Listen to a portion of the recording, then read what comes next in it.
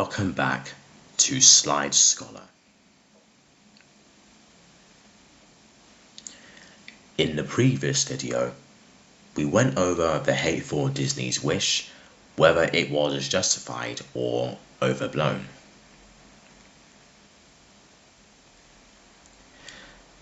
To conclude, I left it up to you to decide whether that was the case. In this video, we'll be talking about Sonic's identity again, only it expands on the claims made previously. The topic is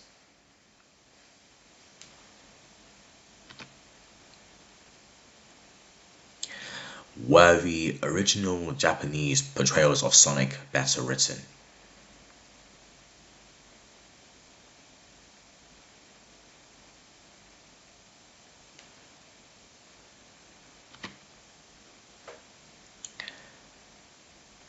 About a month ago, I uploaded a video discussing whether Sonic lacked identity, and there was a comment read in that video from user Joker5208 that inspired me to discuss a subject I hadn't covered before.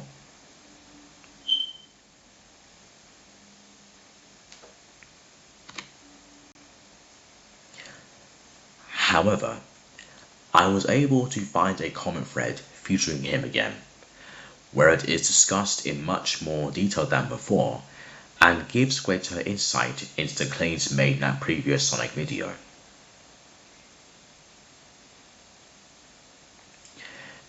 Incidentally, that comment thread was made in a video called Sonic Prime, the Sonic show you don't remember by manga writer.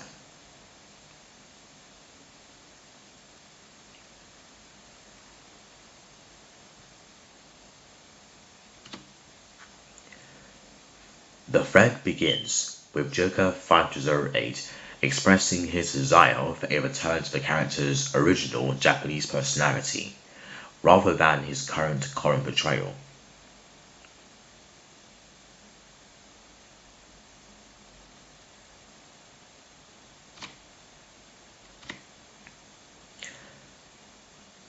Opening the thread, two replies emerged. The first from Jemmy867 in favor of a more balanced approach that respects both localizations, and the second from Not a White Pony, who called out Joker5208 for participating in a subreddit known for a Sonic vitriol.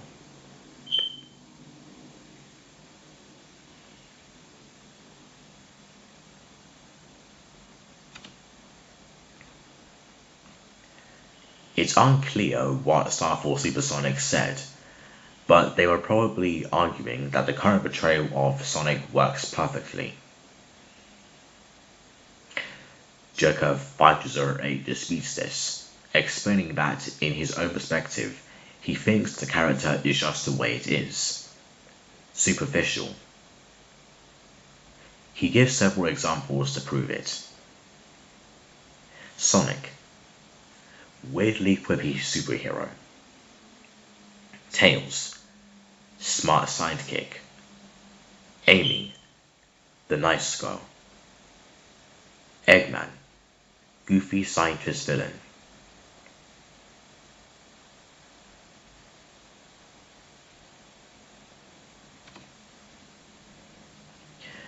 Hereby You agrees with Joker5208 using an abstract metaphor, stating that Sonic would be better off being treated by the right people.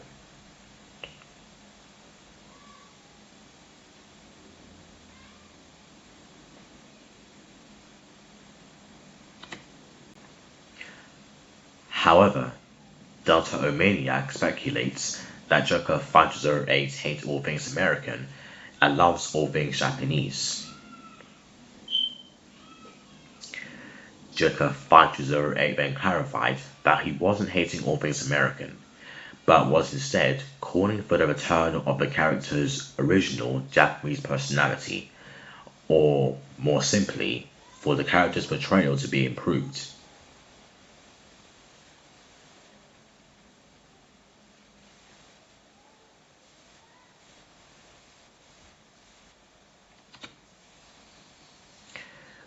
Before we continue, let's take a look back at when he explained to Xenoverse why he didn't like recent adaptations.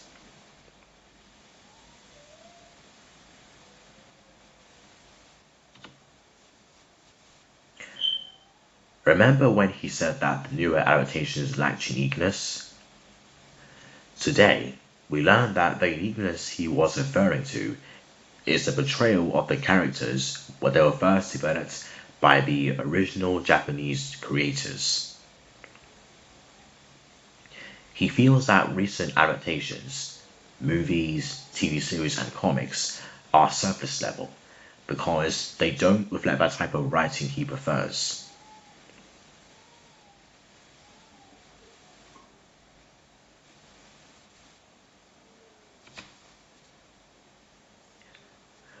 Returning to the common thread, Pempies initially criticized Joker 508's assertion that Japanese depictions were inherently better, pointing out that Amy Scion X was also infantilized.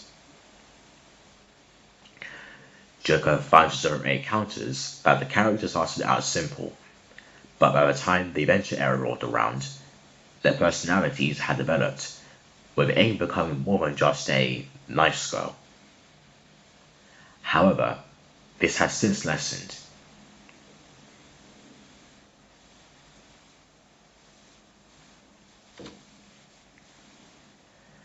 Pempies later clarified that he was referring to Amy as she appeared in Scion X, Heroes, and subsequent video games, claiming that her original personality was always generic.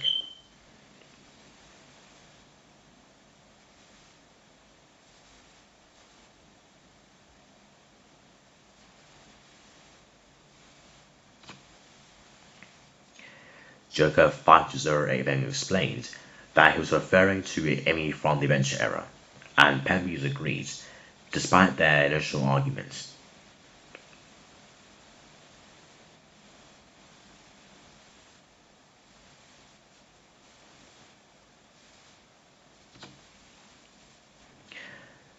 Now then, let's stop here and clarify a few things, just in case you get confused.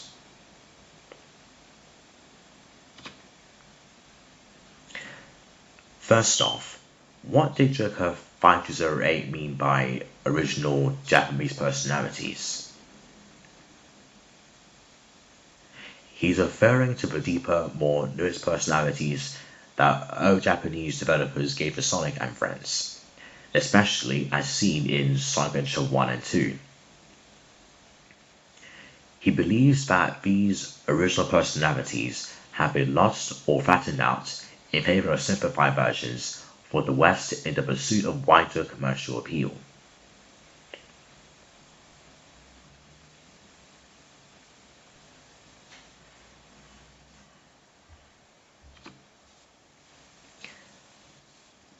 What did Joker 508 mean by American influence?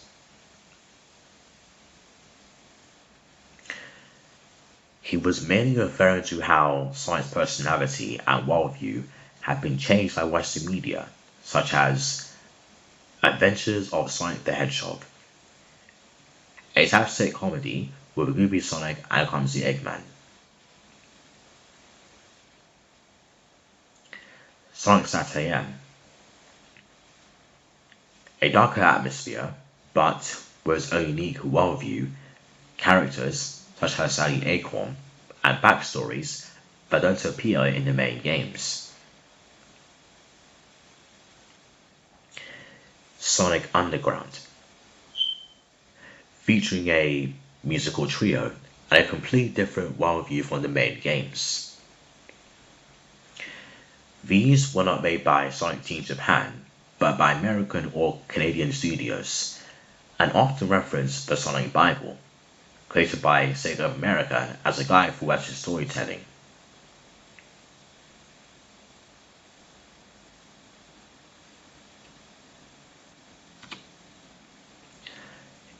It also simplified the characters in ways he wasn't a fan of.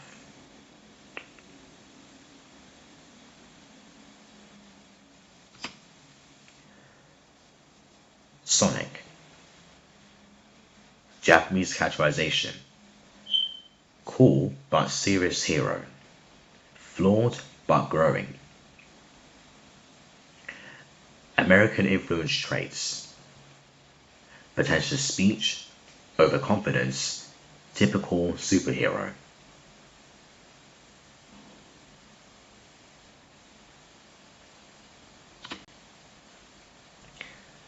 Tails.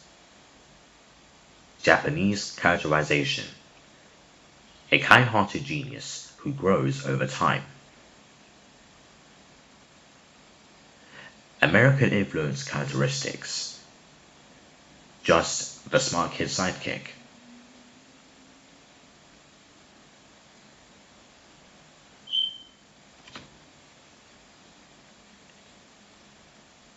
Amy.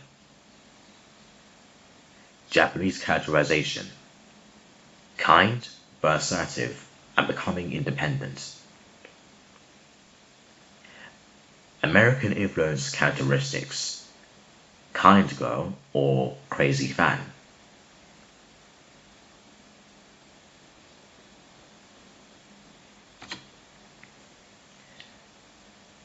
Eggman. Japanese characterization. A fearsome villain with pride and ambition. American influence characteristics. An eccentric mad scientist or comical character.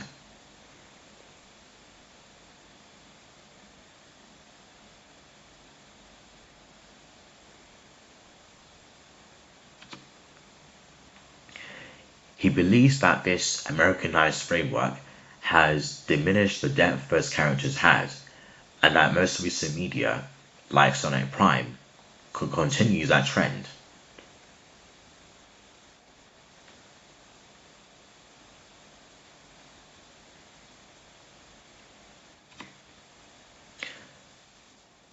Was Joker 5208 trying to state the actual truth? Not necessarily. Remember when he said, "I respectfully disagree" to Star Force Supersonic? This shows that he understands the differences in other people's opinions. He respects Star Wars' opinion before stating his own. He's not saying that the Adventure Era is the only true Sonic. Rather, he judged it to be better for the series because the characters were explored in more depth, and the writing was better back then. He wasn't trying to force others to agree.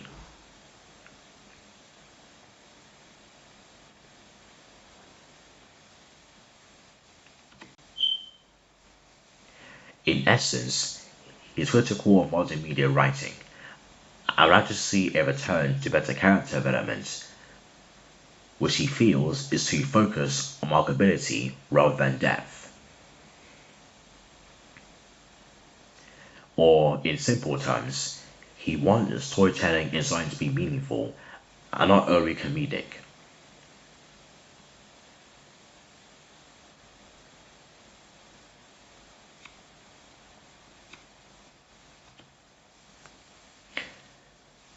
Looking back at his comments on the Sonic 3 trailer, we can see he was reacting to the storytelling. The trailer alone gave him a very mundane impression. Everything appeared very surface level. He wanted more than just a strong Shadow, a funny Gerald, and a Team Sonic group. In his view, it lacked the depth he wanted.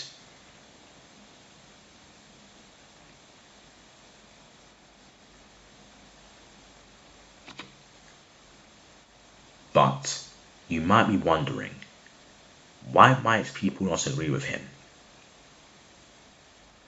Because different fans have lived through different eras of the franchise.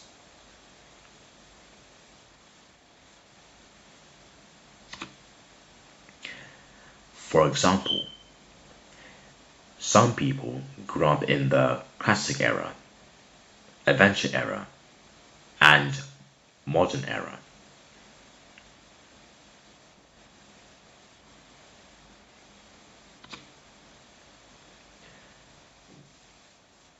The classic era of Sonic the Hedgehog emphasized 2D platforming gameplay with an emphasis on speed and momentum, level design that encouraged exploration, and clever use of special moves such as the spin dash. Games from this era, primarily released on the Sega Mega Drive, focus on delivering a tight, fast-paced gaming experience with memorable level themes and catchy music.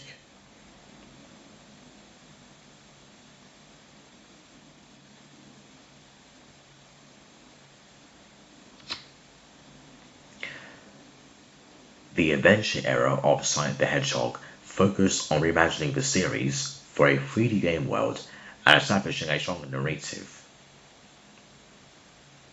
This included a shift to more open-ended levels, a stronger emphasis on story and character development, and the introduction of a new gameplay style that went beyond traditional speed-focused platforming.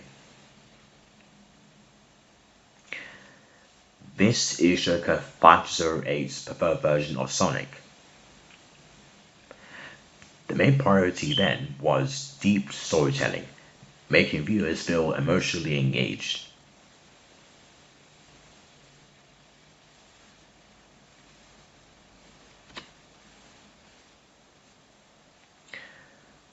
The modern era of Sonic the Hedgehog prioritized a move to 3D gameplay, more cinematic presentation, and emphasis on speed and acrobatic movements. This era moved away from the pure side-scrolling gameplay of the Genesis series and introduced new abilities such as a third-person perspective, homing attacks, and boosts. It is precisely this version of Sonic that Joker 508 takes issue with. It's not a problem with character design or level design. It's a problem with storytelling. It often prioritizes comedy over meaningfulness.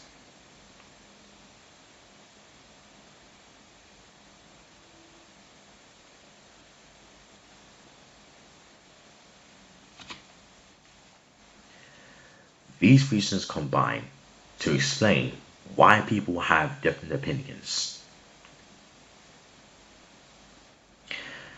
For example, some people say the Sonic movies are cliched because they lack depth. This shows they value good storytelling, kind of like Joker 508. Others see the Sonic movies as a fun adaptation, despite being overly comedic. This shows they're looking for entertainment value, references to the games, or homage. Remember, not everyone wants the same thing from Sonic. That's why the debate can get so heated.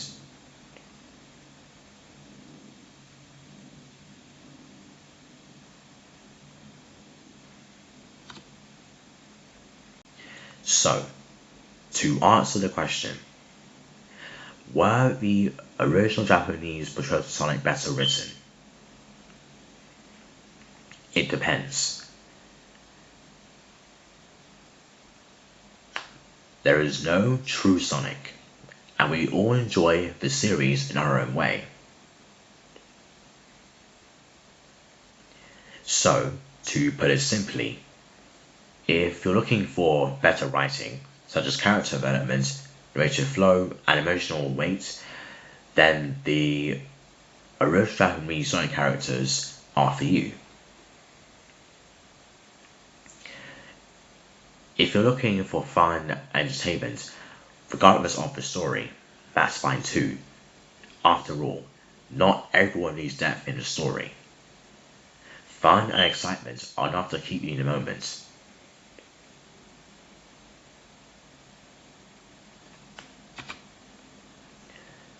This was Night Scholar. Till next time.